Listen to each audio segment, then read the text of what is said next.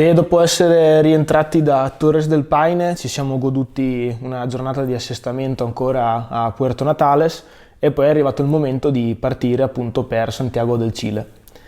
E su quel volo penso di aver avuto la sensazione di nostalgia più forte in assoluto di qualsiasi altro volo che ho mai fatto nella mia vita, perché appena l'aereo si è staccato dal suolo ho iniziato a sentire questa sensazione di come essermi dimenticato qualcosa, ma in realtà poi ho capito che ovviamente non era niente di materiale che mi ero dimenticato a Puerto Natales, ma in realtà probabilmente era proprio un pezzo di me che stava rimanendo in Patagonia.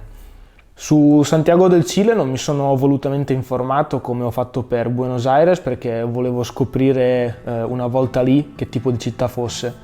L'unica cosa che sapevo era che era assolutamente meno turistica di Buenos Aires e anche tipicamente più sudamericana.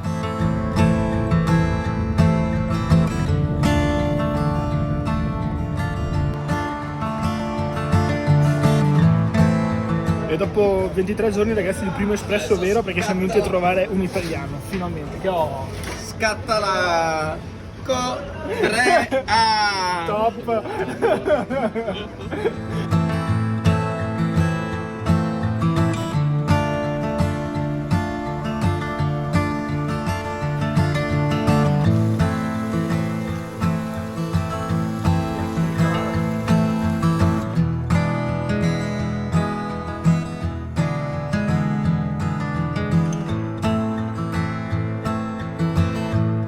Bene, allora, come vi dicevo, siamo lì a mangiare da questo ragazzo che giocava a calcio con mio cugino nel paese che frequentavamo noi, insomma, abbiamo fatto una carrambata, detta in parole povere. Adesso siamo venuti su Colle Santa Lucia che dà un po' la vista panoramica sulla città, fra l'altro il nostro hotel è lì, quindi siamo proprio attaccati. Penso che adesso facciamo un giretto, poi con calma torniamo in hotel a farci una doccia e riposarci un attimo, anche perché lo sbalzo termico sta picchiando forte, e poi vediamo cosa fare, anche perché ci hanno detto di stare abbastanza allerta, nel senso che sì, tutto bello, però non fare i furbi, non girare con cose costose in mano, braccialetti, robe varie, quindi adesso ci ambientiamo un attimo e poi vediamo come procedere.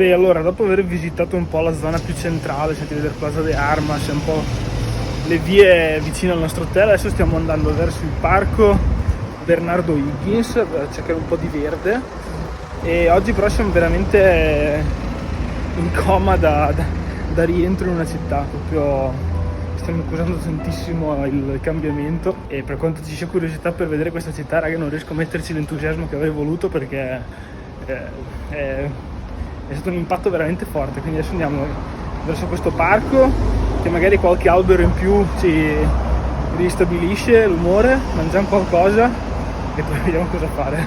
La botta vi assicuro che è forte, molto.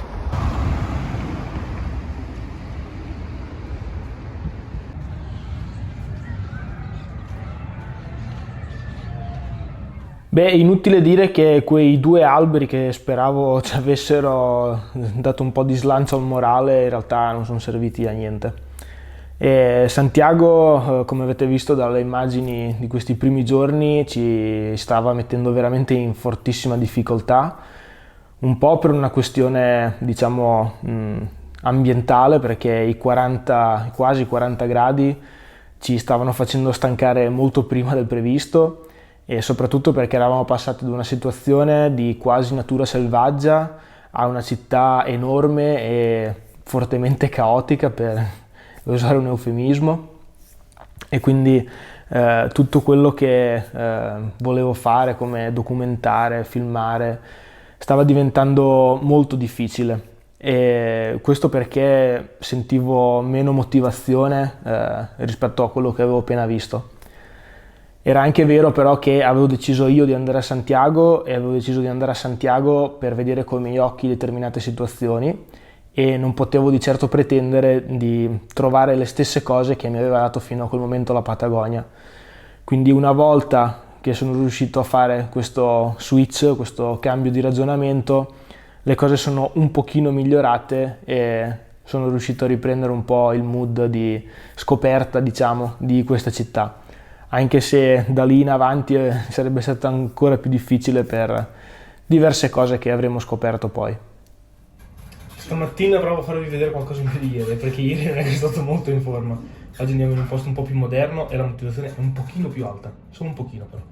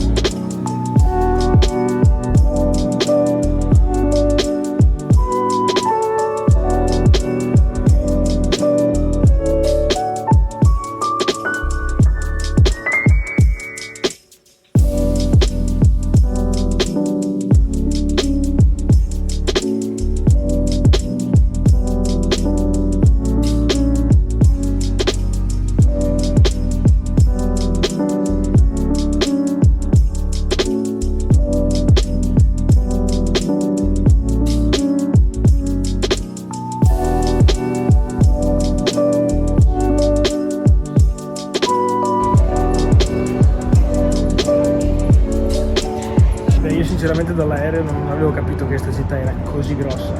È una città di 5 milioni di abitanti, cioè non è una bruscolina, però vederla da qua su con niente intorno è proprio impressionante.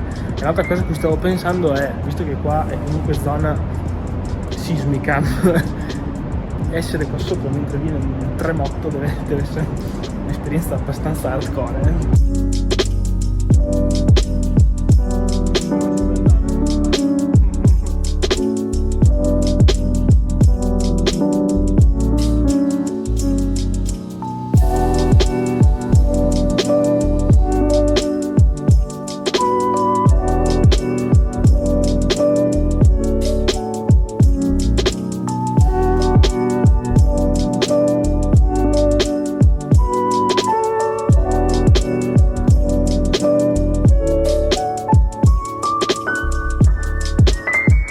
Poi da qua su, rendendoti conto di quanto sia grande una città, e la vedi proprio attaccata come tipo una sanguisuga alla terra, ti viene da pensare sempre a tutti quei discorsi sulla sostenibilità, sui consumi che facciamo, su quanto tutto questo possa andare avanti, è strano.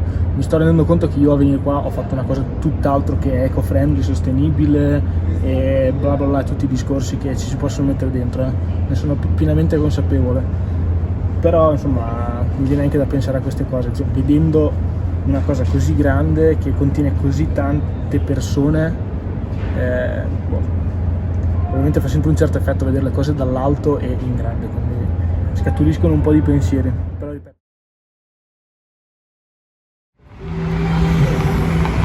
Allora, intanto buongiorno da questo ultimo giorno di Santiago. Stasera c'è l'aereo per tornare in Italia, adesso andiamo a vedere l'ultima cosa che ci manca, cioè il Cerro San Cristobal. Ma adesso stiamo passando per una zona che ieri il taxista che ci ha riportato indietro dallo Sky Costanera e il nostro amico Schinco che siamo andati a ritrovare di sera per mangiarci un panino, mi ha raccontato che è stato un po' il teatro delle proteste del 2019, perché praticamente il governo aveva deciso di alzare il prezzo della metro. Da lì sono scattate le prime proteste, però ovviamente capite che quello non era un motivo per fare il danno, ma ovviamente si è andato a collegare tutta una serie di malumori cileni, chiamiamoli così, legati alla situazione economica, per cui sono scoppiate delle rivolte e la zona che stiamo attraversando adesso appunto è un posto del teatro di tutta questa violenza, e quindi hanno sfasciato scuole, hotel. Adesso passeremo per una piazza in cui c'era una volta un monumento e adesso non c'è più perché l'hanno tirato giù, cioè è stata una cosa molto forte. E adesso tutti i venerdì sera, fra l'altro, in questa zona si ripetono questi disordini in memoria di quelli che sono stati nel 2019. Il problema è che nel 2019 c'era uno sfondo socio-economico e politico.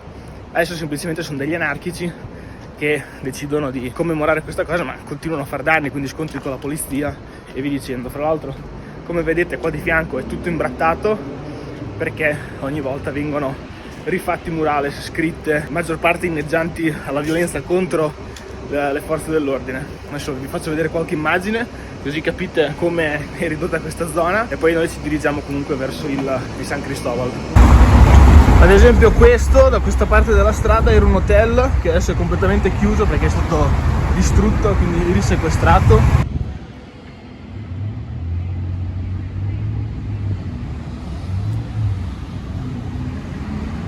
Ecco, anche questa chiesa, raga, penso si capisca da qua sopra e anche un po' da qua dentro, è stata completamente bruciata, imbrattata. Questa proprio l'hanno distrutta completamente.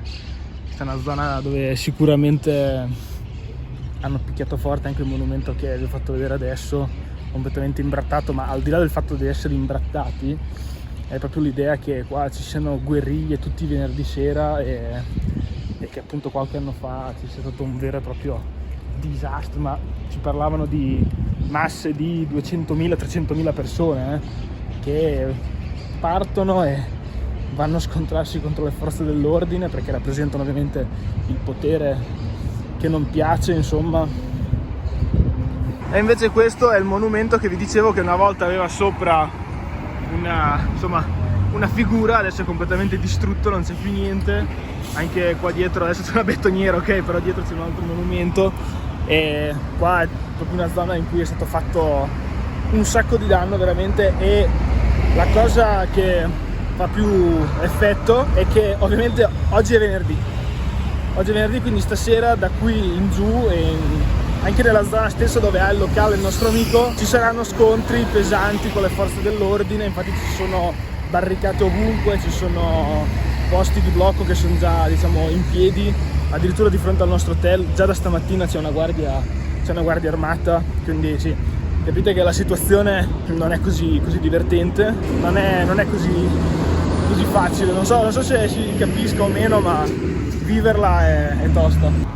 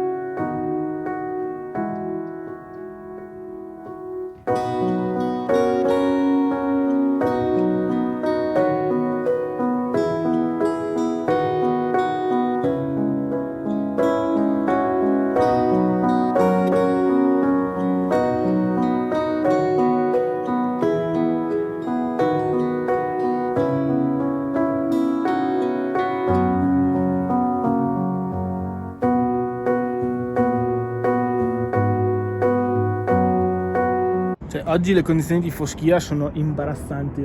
L'altro giorno, ieri, quando eravamo sullo Sky Costanera, che è quello lì, si vedeva decisamente meglio tutto. Adesso si fa fatica a vedere anche solo quello che è a 10 minuti in macchina da qui. E addirittura tutti i contorni delle montagne si percepiscono e basta, non si vede praticamente niente. Non so se sia smog, cioè sicuramente smog.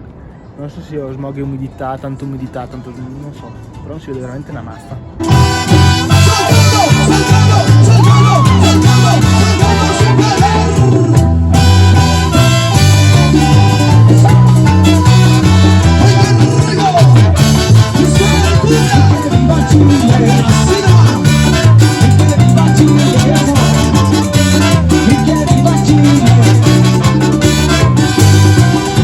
Raga, niente, ci ricolleghiamo qua dall'aeroporto, non ho più ripreso niente perché ci siamo fondamentalmente riposati prima di affrontare questo volo e quindi questo viaggio sta volgendo al termine. Siamo belli cotti per la giornata e ci aspettano 14 ore per Barcellona e altre 2 ore da Barcellona a Venezia, dopodiché bisogna andare a Ferrara, quindi sarà molto molto lunga. E quindi niente, vi saluto, tanto il video andrà avanti con il me del futuro, quindi non vi preoccupate e noi ci rivediamo al prossimo giro, che non vi dico dove sarà, lo indovinerete poi. Voilà. Santiago mi aveva letteralmente esaurito le energie mentali con tutto quello che mi aveva messo di fronte e tante cose ve le ho risparmiate perché non sono sicuramente adatte a un tipo di contenuto come questo. Ero molto contento però perché mi aveva insegnato forse tanto quanto la Patagonia, ovviamente cose completamente diverse, ma era stata veramente una bella scuola, possiamo dire. Solo venendo in posti come questo che ti rendi conto di certe situazioni e riesci anche un po' a mettere in prospettiva la tua di situazione, capire certe dinamiche, certi comportamenti di questa città. Mi ha fatto veramente capire che tante volte ci lamentiamo di cose che ci succedono, ma in realtà poi quando vedi coi tuoi occhi situazioni che sono realmente problematiche, realmente difficili, allora capisci veramente che il peso che si dà ai problemi dovrebbe essere quantomeno un po' diverso. Questi 24 giorni in Sud America mi hanno dato tantissimo e penso che ancora ad oggi devo metabolizzare completamente tutto quello che ho vissuto. E devo anche ringraziare tantissimo la scelta che ho fatto qualche mese fa di mollare la routine, la mia routine solita di vita e buttarmi, diciamo, in queste situazioni nuove, in questi luoghi nuovi, stimolanti. Sono sempre più convinto che vivere la vita che si è sempre vissuta non ti porterà niente di nuovo, continuerai ad avere sempre gli stessi risultati, sempre gli stessi feedback di ritorno, e invece lanciarsi in situazioni appunto nuove ti costringerà ad avviare un processo di crescita che sicuramente porterà a cose nuove, e sono altrettanto convinto al 100% che un domani mi volterò indietro, a prescindere da qualsiasi strada prenderò, e saranno proprio situazioni come queste che mi avranno reso, diciamo, migliore. Sono sicuro al 100% che sarò migliore rispetto a prima di intraprendere queste cose, non tanto per quello che ho fatto in sé, ma per la crescita che mi hanno costretto ad affrontare. Io spero vivamente che questa mia esperienza per voi sia stata un po' di più che un semplice racconto di viaggio, e vi ringrazio davvero infinitamente per tutta l'attenzione che mi avete dedicato. Io a breve, fra l'altro, partirò di nuovo per un nuovo viaggio, una nuova esperienza, e quindi se vi va, insomma, adesso sapete dove trovarmi. A presto!